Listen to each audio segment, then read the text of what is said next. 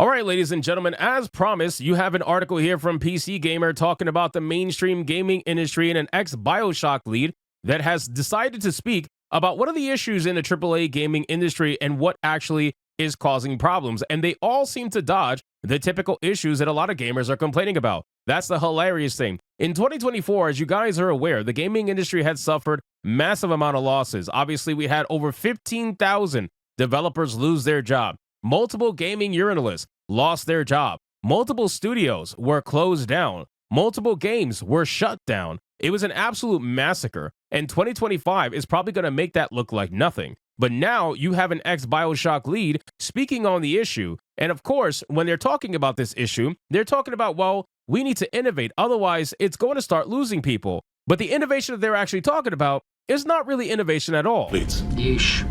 I'm guessing words made it to Alliance Command. Something big's headed our way. That's what she said. God help us all.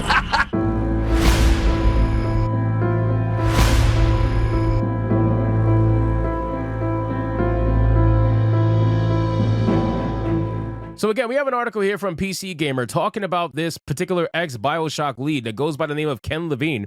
And he says if you don't innovate, especially in games, you start losing people. Let's see exactly what he means by innovation. So let's get into this article, guys, from PC Gamer. But of course, before we do, if you are new here, just consider hitting that subscribe button. I would greatly appreciate it and like the video to push us out into that YouTube algorithm. So it says Ken Levine, the creator of Bioshock series, has had a bit of a long road to walk in order to release his studio's upcoming game, Judas. It's been in development for at least 8 years after Take-Two shut down Irrational Games in 2017 and booted up Ghost Story Games thereafter. We didn't hear much about it until 2022, where it was slated to be coming soon. Turns out coming soon meant 3 years, with Judas slated to release in March of 2025. Now, just a quick thing, I love the Bioshock games, absolutely love them. I actually was very interested in Bioshock Infinite. I think the story and the setting for Bioshock Infinite was actually really good. Obviously, once it goes into the whole multiverse thing, people start to get lost when it comes to stuff like that. But overall, I really enjoyed the Bioshock Infinite. And of course, the originals. I mean, the originals were badass. But it says, while reflecting on the time he's been given to complete the game and speaking to gamesindustry.biz, Levine was asked whether he figures more conventional development cycles are too much of a pressure cooker for most developers. Now, let's talk about what really is going on. You obviously have a bunch of elephants in the room. What are those elephants?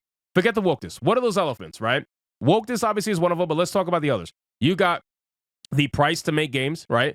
The budgets are way too damn high. They're way too damn high. The games cost way too much money to make, number one. Number two, the development time, which kind of coincides with the budget, right? Because longer development time means higher budget. People got to get paid. People got to eat, right? So if a game takes longer to make, then it also is going to cost more money to make. And then for me, my own personal, little idea is that one of the biggest things that is hurting the AAA gaming industry is subscription services. I know they so desperately want to become like Disney Plus and Netflix, but ultimately it just does not work for the gaming industry, and they keep trying to make it work. The only one that's even remotely close to somewhat working is Game Pass, and that is barely. Even then, sometimes they make money, sometimes they don't. It's an up and down thing for them. But every other subscription services is hoping that they reach a certain number in order to become profitable, but it's not working. The games are costing too much money that a simple subscription price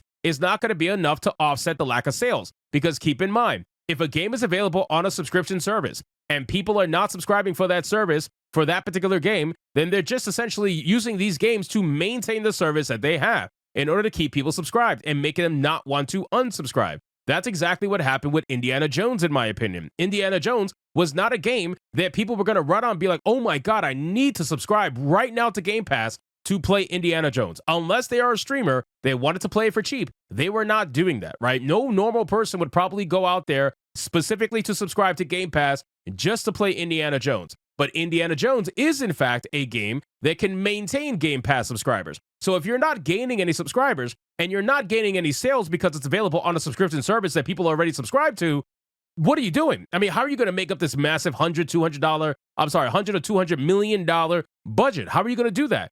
Subscription services are killing these AAA games. They are killing these brand new games because the budgets are way too high and you're not getting enough money from subscription revenue in order to warrant it. And you're not getting enough subs that are coming from that particular game to warrant it either. It's a massive loss in my opinion. So I'm heavily against subscription services, even though I know from a consumer standpoint, it is probably better, right? In the sense of overall value, you get access to a ton of games for one singular small monthly price. However, you also got to keep in mind that you don't own the games either. That's the thing too. You don't own the games, you don't keep the games, and once that service is gone, so are your games. So it kind of goes hand in hand. So then it says for him, it's a little complicated as he understands that his situation is unique and that he's incredibly fortunate to be able to have the faith from the company to take risks and spend the time he needs to make this successful. Still, he recognizes the woes of those trapped in the present-day meat grinder of fidelity and strict guidelines.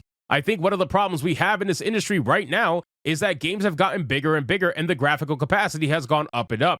Just creating a door now versus creating a door 10 years ago just takes a lot more time because you have normal maps and shaders and higher polygons and physics and all this other stuff to contend with.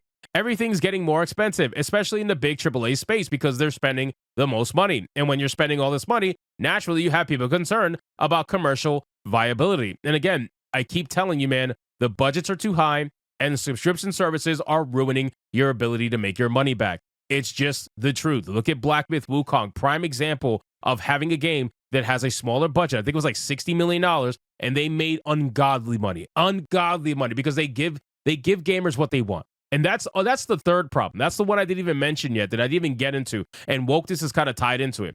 You developers are constantly trying to make games that are not for the gamer, right? People are saying what they want, and you're choosing to ignore them. You're choosing to call them bigots. You're choosing to call them whatever word that you possibly can to make yourselves feel better about how bad of a job that most of you are doing. But ultimately, at the end of the day, you are still going to risk your money regardless of whether or not you're getting along with these gamers or not. So perhaps you should invest some time into listening to what they actually want and don't just write off everything as right-wing chuds, because that's not what it is. And it's very clearly there is a big, diverse group of people that are saying all the same thing. It's amazing to me when I see people say right-wing chuds or white supremacist chuds, whatever. And the funny thing is, if they really look and pay attention, a lot of the conversation is happening for people who aren't even white in the first place. There are plenty of women out there saying the same thing, plenty of black people, Latinos like myself saying the same thing. They're all out there saying the same thing, and you are tying them together to right-wing chudocracy. That's what you're trying to do.